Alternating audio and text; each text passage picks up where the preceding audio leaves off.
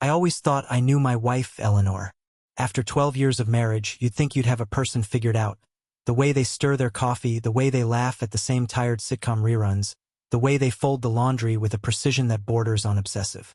Eleanor was my constant, my anchor, the woman who made our small, tidy life in Portland feel like enough. We weren't flashy people. We had a modest house with a sagging porch, a golden retriever named Milo who shed on every surface, and a rhythm to our days that felt as familiar as my own heartbeat. But familiarity, I've learned, can be a blindfold. It was late spring, the kind of Portland spring where the rain never quite stops but the flowers bloom anyway, defiant and bright. I was 38, a structural engineer with a steady job at a firm downtown, the kind of work that's satisfyingly technical but doesn't make you rich. Eleanor was 36, a freelance graphic designer who worked from our attic, her desk a chaotic sprawl of sketches and empty mugs. She'd always been the creative one, the one who could turn a blank page into something vibrant, something that made you stop and look twice. I loved that about her. I loved how she'd hum off-key while she worked, how she'd leave little doodles on the fridge, cartoon versions of us, Milo, our life. I thought I knew every corner of her heart. The first hint that something was wrong came on a Tuesday in April. I'd come home early from the office, a rare treat after a project deadline was pushed back. The house smelled of lavender, her favorite candle flickering on the kitchen counter. Milo greeted me with his usual enthusiasm, tail thumping against the floor, but the house felt oddly still. Eleanor wasn't in the attic. Her laptop closed on her desk. Her car was in the driveway, but she wasn't in the garden or the living room. I called her name, my voice echoing in the quiet. No answer. I found her phone on the counter, buzzing with a notification. I didn't mean to snoop. Honest to God, I didn't. But the screen lit up, and there it was, a message from someone named Jay. Just a single line. Asterisk can't wait to see you tomorrow. Same place. Asterisk no context, no explanation. My stomach twisted. Not because I suspected anything right away, but because Eleanor never mentioned a J. She was an open book, or so I thought, always telling me about her clients, her yoga class, her coffee runs with her friend Marissa. Who was Jay? I didn't confront her. That's not my style. I'm not the guy who storms in with accusations. I'm the guy who overthinks, who builds bridges in his head before he even knows there's a river to cross. When Eleanor came home an hour later, her cheeks flushed from the damp air, she smiled at me like nothing was wrong. "You're home early," she said, kissing my cheek, her lips cool and soft. She smelled like rain and something else, something sharp, like citrus. I was at the market, grabbed some stuff for dinner. Salmon sound good. I nodded, watching her move around the kitchen, her dark hair pulled into a messy bun. She looked like my Eleanor, but that message gnawed at me. I told myself it was nothing. A client, a friend, a misunderstanding. But I couldn't shake the feeling that something was off, like a crack in a foundation you don't notice until the whole house starts to tilt. Over the next few weeks, I became a detective in my own life, and I hated every second of it. I noticed things I'd never paid attention to before. How Eleanor started taking her phone to the bathroom when she showered, how she'd laugh at messages I couldn't see, how she'd get vague when I asked about her day. "Oh, just client stuff," she'd say, or "ran some errands." She was still warm, still affectionate, but there was a distance in her eyes, a flicker of something I couldn't name. I tried to talk myself out of it. Eleanor wasn't the cheating type. She was loyal, principled, the kind of woman who'd cry over a hurt bird in the backyard. We'd built a life together, vacations to the Oregon coast, late-night talks about starting a family, a shared dream of opening a little art studio someday. But doubt is a poison, and once it's in you, it spreads. One evening, I couldn't take it anymore. She was in the attic, working late, and I grabbed her phone while she was upstairs. My hands shook as I typed in her passcode. Our anniversary, 0712. The message thread with J was gone, deleted. But there was a new one with someone named Jasper. My heart sank. Jasper was her old college friend, a painter who'd moved to Seattle years ago. They'd reconnected at a gallery event a few months back. She'd told me, all casual. "Just catching up." she'd said. But the messages I found weren't casual. You make me feel alive again, she'd written. I didn't know I could feel like this. His reply, asterisk, you're everything I've been missing. Come to me soon. Asterisk. I felt like I'd been punched in the chest. I scrolled, my eyes burning, reading words that didn't belong in our marriage. They weren't explicit, not in the way you'd expect, but they were intimate, raw, like they were sharing a language I didn't speak. She'd sent him a photo, not of her body, but of a painting she'd done, a swirling abstract in blues and golds. This is how you make me feel, she'd written. I stared at it, trying to understand how my wife, my Eleanor, could pour herself into someone else like that. I put the phone down before she came downstairs, my hands trembling. I didn't sleep that night. I lay next to her, listening to her soft breathing, wondering who she was dreaming of. The next morning, I pretended everything was fine, but I was unraveling. I started noticing everything. The way she'd linger at her laptop, the way she'd smile at nothing, the way she'd started wearing this new perfume, citrusy and sharp, like the one I'd smelled that day she came home late. I didn't confront her. Not yet. I needed proof, something undeniable, because part of me still hoped I was wrong. I started tracking her. God, I hate admitting that. I checked her location on our shared app, watched her drive to places she hadn't mentioned. A cafe in Northeast Portland, a park by the river, a gallery in the Pearl District. I told myself I was being paranoid, but then I saw them. It was a Saturday, one of those rare sunny days when the city feels alive. I told Eleanor I was working late, but I followed her instead. She parked near a small art gallery, one of those pretentious places with white walls and overpriced wine. I stayed across the street, hidden behind a newspaper like some cliché private eye. When she walked out, she wasn't alone. Jasper was with her, tall, lean, with that artsy vibe I could never pull off, his dark hair falling over his eyes.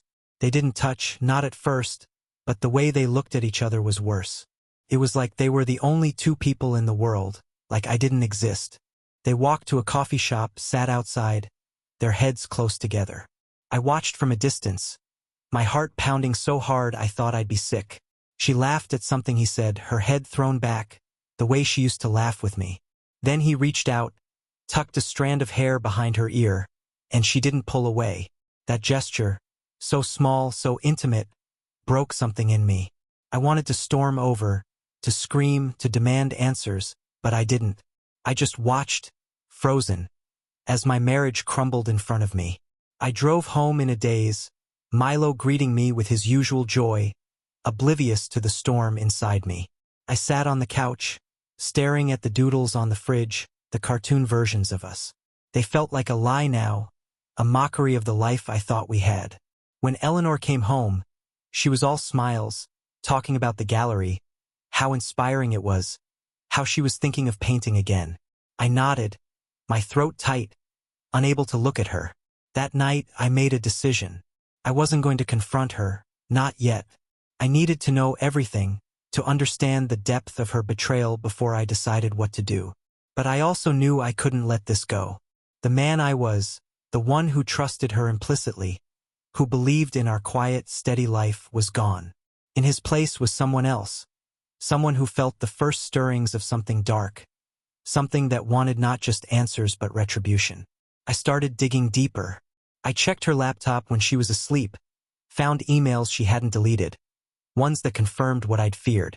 Jasper wasn't just a fling. He was her muse, her escape, the person she was pouring her heart into while I was at work, building bridges, building a life for us. She'd written about feeling trapped, about needing to find herself again, as if I was the one holding her back. Each word was a knife, but I kept reading, memorizing every detail, every lie. I followed her again, saw them together at the park, sitting on a blanket like some romantic cliché. They didn't kiss, didn't hold hands, but the way they sat, their knees touching, their voices low, was worse. It was emotional, not physical, and that made it hurt more.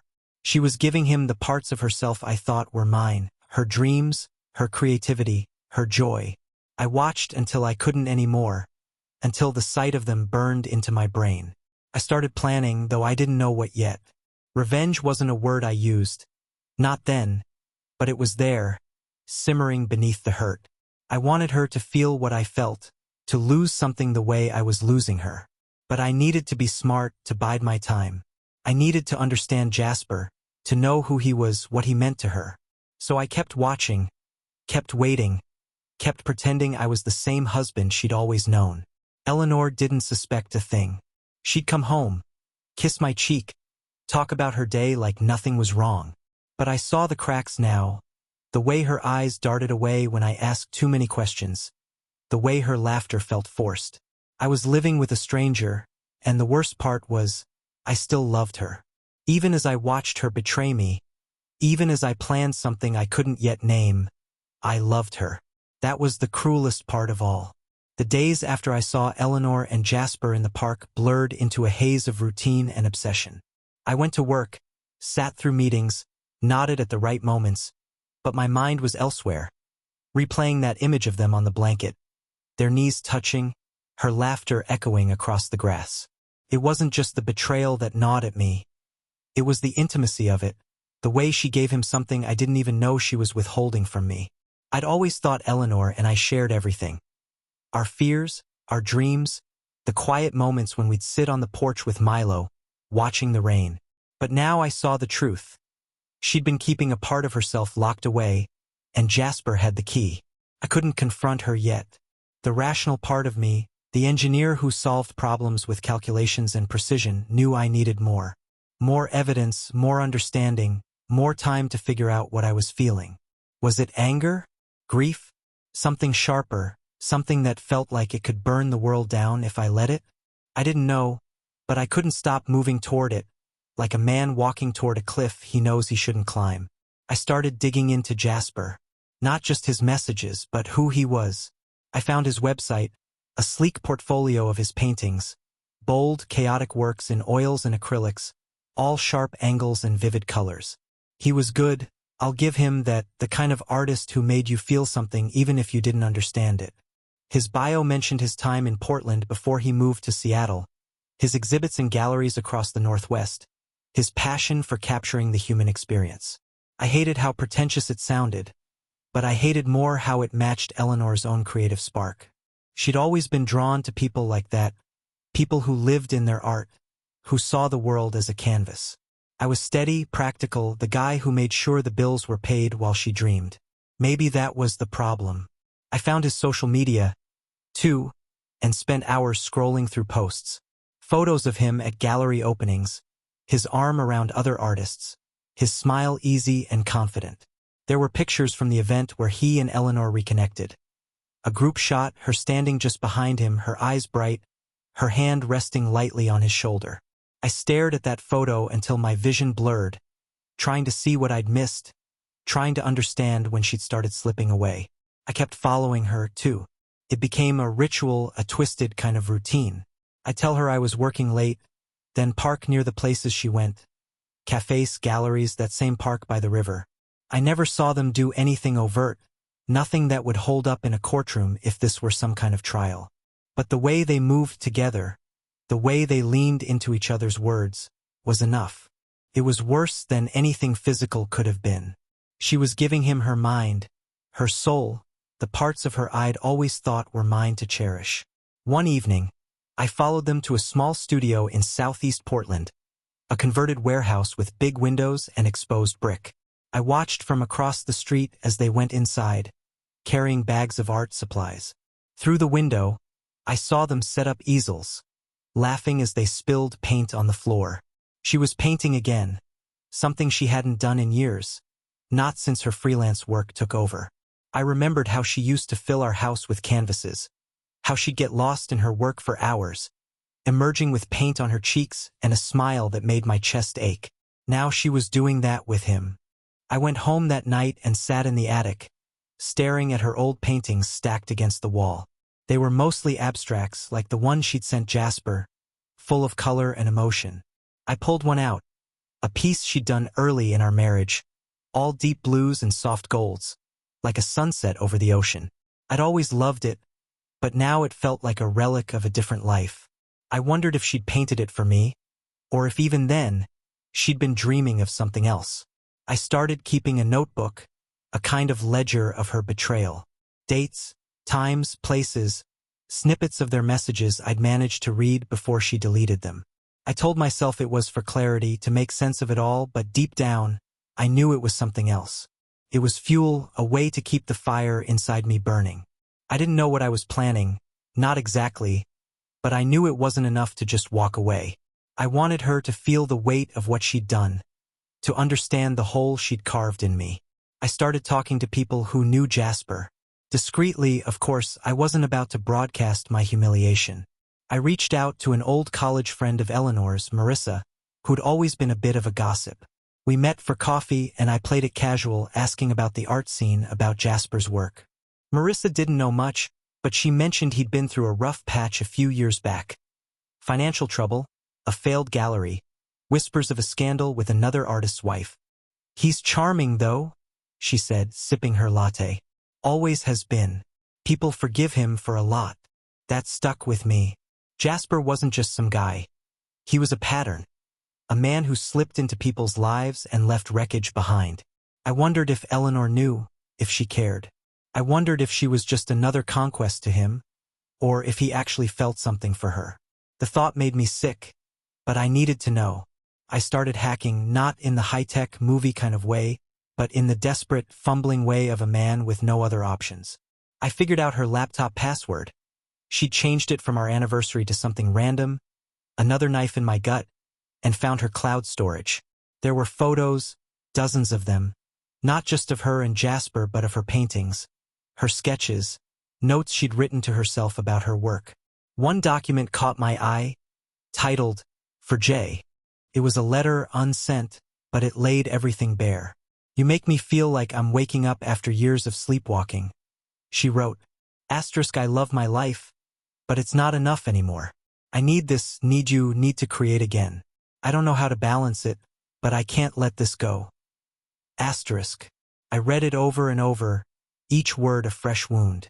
She loved her life, our life, but it wasn't enough. I wasn't enough.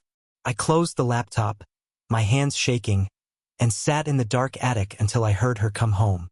She called my name, her voice bright, and I forced myself to answer, to act normal, to smile as she told me about her day. But inside, something was shifting. The love I still felt for her was tangled with something else now, something that wanted to hurt her, to make her understand what she'd done. I started thinking about Jasper's life, his art, his reputation. If Eleanor was giving him her creativity, her heart, then maybe that was where I'd hit them both. Not with fists or shouting matches, but with something slower, something that would unravel them the way they'd unraveled me. I contacted a private investigator, a guy named Carl I found through a coworker who'd used him for a custody case. Carl was gruff, no nonsense, with a face like weathered leather. I told him I needed information on Jasper, his finances, his connections, his past. I didn't tell him why, just that it was personal. Carl didn't ask questions. He just took my money and promised results. While I waited, I kept up the act at home. I cooked dinner with Eleanor, laughed at her stories, even held her hand as we watched TV. But every touch felt like a lie, every smile a mask. She didn't notice, or if she did, she didn't say anything. Maybe she was too caught up in her own secret world to see mine. Carl came through a week later. We met at a diner and he slid a folder across the table. Inside was everything, Jasper's bank records, his debts, his gallery contracts. He was barely scraping by, living off advances and the occasional sale. There were emails, too, ones Carl had pulled from God knows where, showing Jasper flirting with other artists, other women, promising them the same kind of inspiration he was giving Eleanor. It wasn't just her. That should have made me feel better, but it didn't. It made me angrier because it meant she was falling for a con, a man who used people like her to prop himself up. The folder also had something else. Details about an upcoming exhibit, Jasper's big break, a solo show at a prestigious gallery in Seattle. It was everything to him, his chance to climb out of debt and obscurity. Eleanor was helping him prepare. I realized, her paintings part of the inspiration, her energy fueling his work. That's when the plan started to take shape. Not fully formed, but a shadow of something cruel, something that would hit them both where it hurt most. I started small. I contacted the gallery anonymously, posing as a concerned collector. I asked questions about Jasper's past, hinted at the scandal Marissa had mentioned. I didn't expect much, but I wanted to plant seeds, to make them question him. I also reached out to one of his creditors, again anonymously, suggesting they push harder for repayment before the exhibit. I wanted him stressed, distracted, unraveling. At home, I started leaving subtle hints for Eleanor. I'd mention Jasper casually, watching her reaction. Saw a post about that gallery in Seattle, I'd say, or, Marissa mentioned some artist friend of yours, Jasper, right? Her face would tighten, just for a second, before she changed the subject. It was confirmation, but it wasn't enough. I wanted her to know I knew, but not yet. I wanted her to feel the ground shifting beneath her, the way I had. One night, I went back to the studio where they'd been painting. It was late, the windows dark, but I found a way in, a loose lock on a side door. Inside, it smelled of paint and turpentine, and I saw their easels side by side, their canvases half finished. Hers was vibrant, alive, a mirror of the one she'd sent him. His was darker, more chaotic, but there was a piece of her in it, a trace of her colors, her style. It made me sick, but it also gave me an idea. I didn't touch their work, not yet, but I took photos, documented everything. I wanted to know every detail of what they were building together because I was going to take it apart piece by piece. I left the studio as I'd found it, but I felt different, like I'd crossed a line I couldn't uncross. Back home, Eleanor was asleep, Milo curled up at her feet. I stood in the doorway watching her, wondering how we'd gotten here. I still loved her, even now, but that love was twisted, poisoned by what she'd done. I didn't know what my revenge would look like, not exactly, but I knew it would be precise like one of my engineering projects. It would be cruel, not in the way of violence, but in the way of loss, of taking something she and Jasper valued more than anything. I went to the attic and pulled out her old painting again, the one of blues and golds. I stared at it, wondering if I could destroy it, if that would be the start. But it wasn't enough.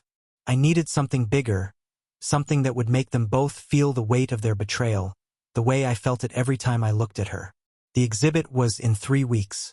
I had time to plan, to refine, to make sure every detail was perfect. I didn't know what I was becoming, but I knew I couldn't stop. Not now. Not until they understood. The weeks leading up to Jasper's exhibit felt like walking a tightrope. Every day I balanced my life as the husband Eleanor thought she knew. Cooking dinners, petting Milo, laughing at her stories, against the man I was becoming, the one who spent his nights plotting, refining, turning my pain into a weapon. I didn't recognize myself anymore, but I couldn't stop. The hurt she'd caused, the way she'd poured herself into Jasper, had hollowed me out. Love was still there, tangled in the wreckage, but it was no match for the need to make them feel what I'd felt.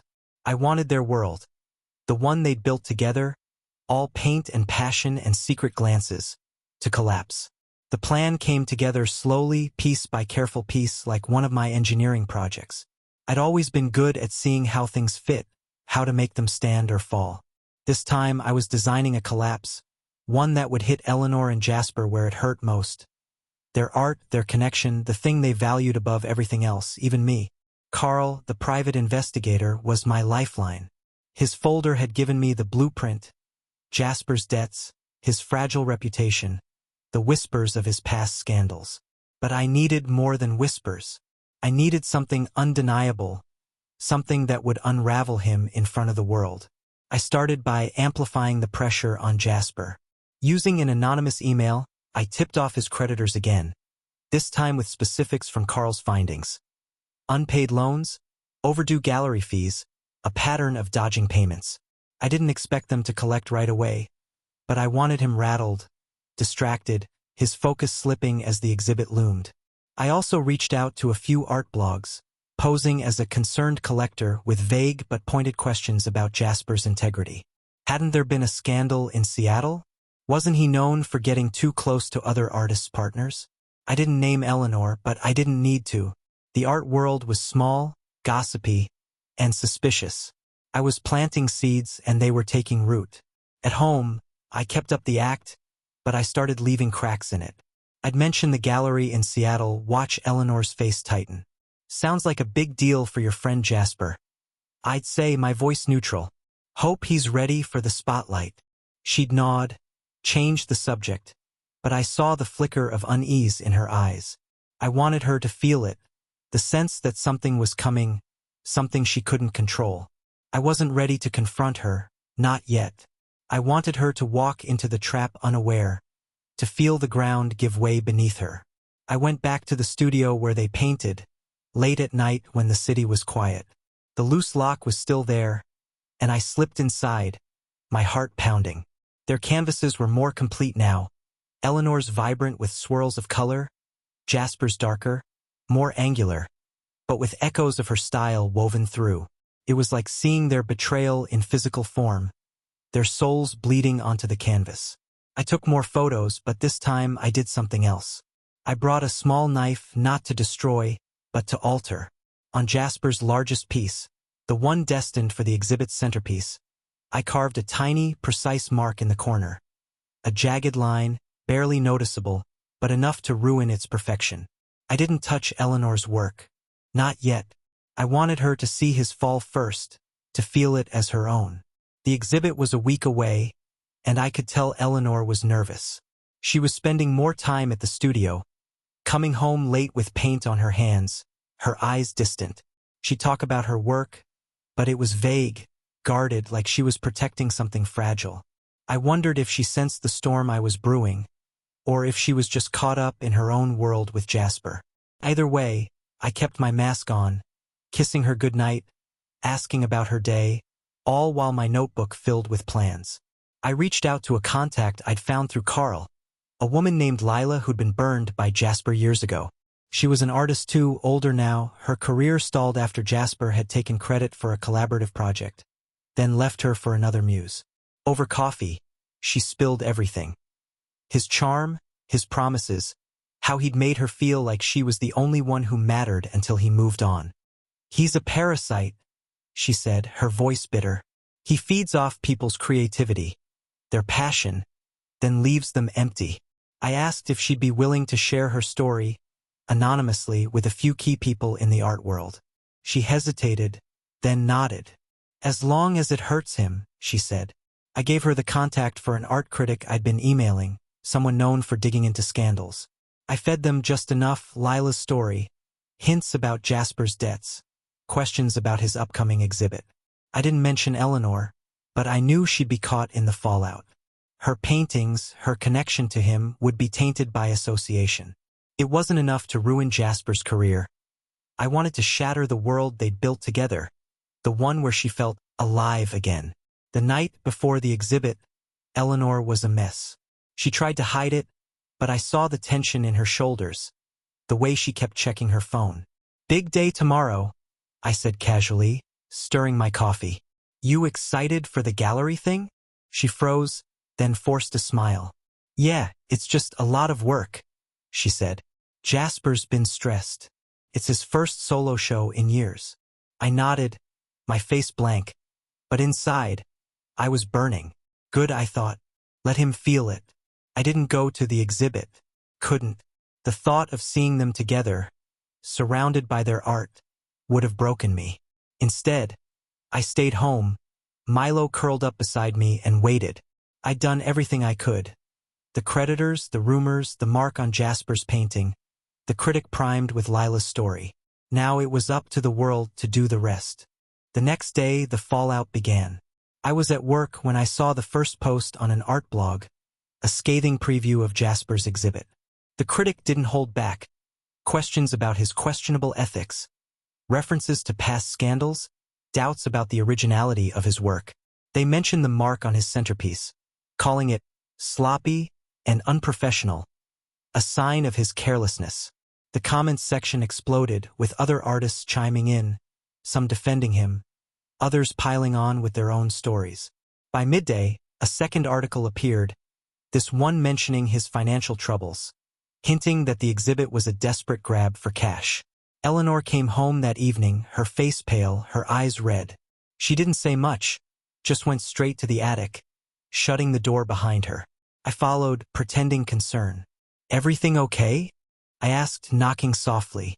She opened the door, and I saw her laptop open to one of the articles. "It's Jasper," she said, her voice shaking. "The exhibit, it's a disaster. People are saying awful things, and he's a wreck. I don't know what happened." I nodded, my heart cold. "That's rough," I said. "Sounds like he's got some enemies out there." She looked at me, searching my face, and for a moment, I thought she might suspect something. But she just sighed, rubbing her temples. "I need to help him," she said. "He's falling apart." That was when I knew it was time. I'd waited long enough, let the world do its work. Now I needed her to face me, to see what she'd done. I went to the attic later that night, after she'd gone to bed, and pulled out her paintings. The ones she'd made with Jasper, the ones that carried his influence. I took them to the garage where I'd set up a space for what came next. I didn't destroy them, not in the way you'd expect. Instead, I painted over them, not with anger, but with precision. I used her own colors, her blues and golds, but I turned them into something else. Something cold, geometric, like the blueprints I drew at work. I erased her passion, her chaos, and replaced it with order, with me. The next morning, I left the paintings in the attic, propped against her easel. I didn't say anything, just went to work. When I came home, she was waiting for me, her face a mask of shock and pain. "What did you do?" she whispered, tears streaming down her cheeks. "Those were mine. My work. How could you?" I looked at her, calm, steady, the way I'd been at work for years. "I know about Jasper," I said. "I know everything. How you felt alive with him, how you gave him what you wouldn't give me. I saw your paintings, your messages, your world. And now it's gone." She crumpled, sobbing, trying to explain, to apologize, but I didn't listen. I didn't need to. The revenge wasn't just the paintings, though that was part of it. It was the exhibit, Jasper's humiliation, the way her name was now tied to his failure. The art world was talking, and her work, her inspiration, was collateral damage. She'd lost her muse, her spark, and I'd made sure of it. Jasper's career didn't recover. The exhibit tanked, his debts caught up with him, and the gallery dropped him. I heard through Marissa that he'd left Seattle, chasing another opportunity, another muse. Eleanor stopped painting, her easel gathering dust in the attic. She stayed in our house, but it wasn't the same. We lived like ghosts, polite but distant, the space between us filled with what I'd done. I thought I'd feel triumphant, but I didn't. I felt empty, like I'd torn down my own life along with theirs. I loved her, even now, but I couldn't forgive her. The paintings in the garage, the ones I'd altered, were still there, a reminder of what I was capable of. Sometimes I'd go look at them, tracing the lines I'd drawn, wondering if I'd gone too far. Milo still greeted me every day, his tail wagging, oblivious to the ruin around him. The house was quiet, the fridge bare of her doodles. Eleanor tried to talk to me, to rebuild something, but I couldn't meet her halfway. I'd won in a way, but it didn't feel like victory. It felt like loss, sharper and deeper than anything I'd felt before. I kept the notebook, the one with my ledger of her betrayal. Sometimes I'd read it, not to relive the pain, but to remind myself why I'd done it. I'd wanted her to feel what I felt, to lose what I'd lost. And she had. But so had I.